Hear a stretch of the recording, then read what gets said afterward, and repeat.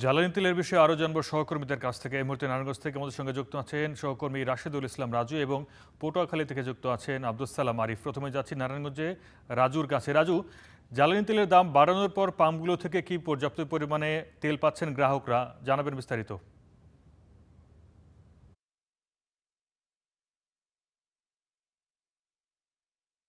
আরিফ, আপনাকে মূলত গতকাল রাতে এক প্রজ্ঞাপনের মাধ্যমে সরকার বিভিন্ন জ্বালানি তেলের দাম আসলে বৃদ্ধি করলেও নারায়ণগঞ্জে যে ফিলিং স্টেশন গুলোতে রয়েছে এগুলোতে আসলে তেমন কোনো প্রভাব পড়েনি। আমরা আগের মতোই সকাল থেকে যানবাহনের দীর্ঘ সারি লক্ষ্য করেছি। পাশাপাশি যে জ্বালানি তেলের সংকট, এটি আজও আমরা লক্ষ্য করেছি। আমি এখন যে ফিলিং স্টেশনটি রয়েছে এটি নারায়ণগঞ্জ শহরের প্রাণকেন্দ্র চাষারা এলাকায় অবস্থিত, যেখান থেকে বিভিন্ন ধরনের যানবাহন জ্বালানি তেল এখান থেকে সরবরাহ হয়ে থাকে।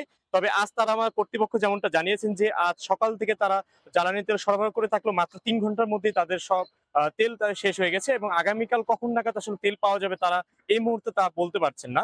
তারা আমাদের যেমনটা জানিয়েছেন যে মূলত সচরাচর তাদের যে চাহিদা থাকে, চাহিদা অনুযায়ী তারা তুলনায় খুবই কম তেল পাচ্ছেন। বিশেষ করে অকটেনের কথা আমাদের যেমনটা জানিয়েছেন যে তারা ৪,০০০ লিটার অকটেন পেয়েছিল, তবে এটি মাত্র কয়েক ঘন্টার ব্যবধানে শেষ হয়ে গেছে। এদিকে নারায়ণগঞ্জে যে ৪টি তেলের ডিপো রয়েছে, ডিপো থেকে আমরা কিছু তথ্য পেয়েছি। তারা আমাদের যেমনটা জানিয়েছেন যে তাদের নিকট পর্যাপ্ত তেল মজুত রয়েছে এবং তেল সরবরাহ স্বাভাবিক রয়েছে এমনটা দাবি করেছেন। এদিকে আমরা যে তথ্যটি পেয়েছি যে ৪টি ডিপো থেকে, এই ডিপো থেকে জানার মতে তথ্য মতে এই নারায়ণগঞ্জে যে ৪টি ডিপোতে অকটেন সরবরাহ বর্তমানে মজুত রয়েছে ২,২৪৮ মেট্রিক টন। পাশাপাশি পেট্রোল মজুত রয়েছে ১,৩১৭ মেট্রিক টন। ডিজেল রয়েছে ১৭,২৪৯ মেট্রিক টন এবং জেট ফুয়েল রয়েছে ৫,০০১ মেট্রিক টন। অর্থাৎ তাদের যেমনটা দাবি যে তাদের কাছে পর্যাপ্ত আসলে জ্বালানি তেল রয়েছে। তবে আসলে কি কারণে আসলে পাচ্ছেন না, এ বিষয়ে আমরা বিভিন্ন ফিলিং স্টেশনে ঘুরেছি। তারা আমাদের যেমনটা জানিয়েছেন যে গ্রাহকদের অতিরিক্ত চাহিদার কারণে এই সংকটটি আসলে কাটছে না। এর পাশাপাশি তারা আরেকটি বিষয় আমাদের জানিয়েছেন যে আহ, অধিকাংশ আসলে রেশনিং পদ্ধতিতে আসলে বিভিন্ন ফিলিং স্টেশনে তেল সরবরাহ করা হচ্ছে। এর ফলে আসলে কয়েকটিতে পাওয়া গেল, অধিকাংশ ফিলিং স্টেশনে তেল পাওয়া যাচ্ছে না। এর ফলে চাপ আসলে প্রতিনিয়ত বাড়ছে। এর ফলে দাম বৃদ্ধির ফলেও আসলে কোনো আসলে প্রভাব আসলে পড়ছে না। পাশাপাশি আমরা একাধিক গ্রাহকের সঙ্গে কথা বলেছি। তারা আমাদের যেমনটা জানিয়েছেন যে আসলে গতকাল থেকে তেল বৃদ্ধি পেলেও আসলে তারা আমাদের যেমন তারা আসলে ভোগান্তি থেকে আসলে মুক্তি পেতে চান। তারা ঘন্টার পর ঘন্টা এই তীব্র গরমে আসলে এই তেল সরবরাহ করতে যে ভোগান্তির অবসান তারা চান। তাদের কথা হচ্ছে তারা পূর্বের মতন আসলে তেল আরো সরবরাহ আসলে চাচ্ছেন। তবে কবে নাগাদ আসলে তেল সরবরাহ স্বাভাবিক হবে তা আসলে কোনো ফিলিং স্টেশনে কর্তৃপক্ষ তারা বলতে পারছেন না।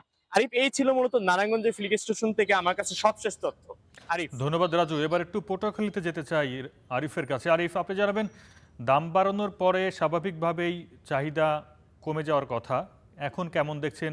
সারি আছে কিনা মানুষের, জানাবেন বিস্তারিত।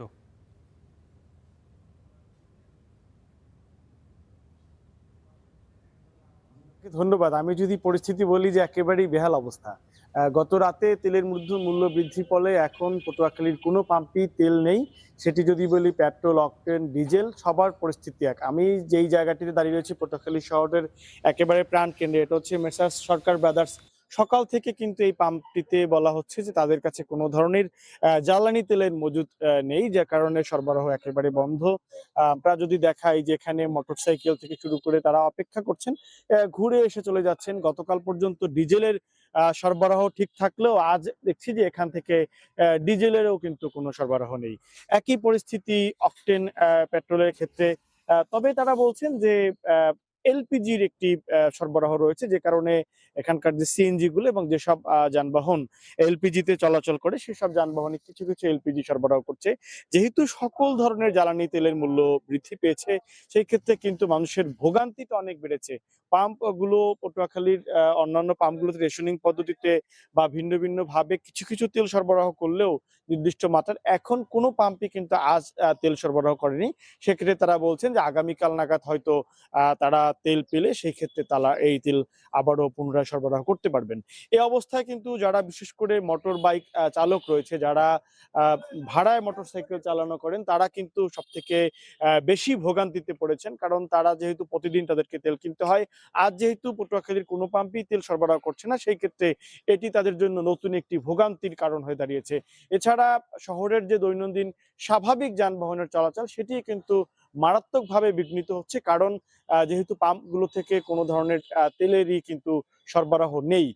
সব মিলিয়ে পটুয়াখালীর মানুষের মধ্যে এখন এই তেলের মূল্য বৃদ্ধির ফলেও এটি তাদের জন্য কোনো সুবাতাস বয়ে আনেনি, বরং এটি আরো দুর্ভোগ বাড়িয়েছে।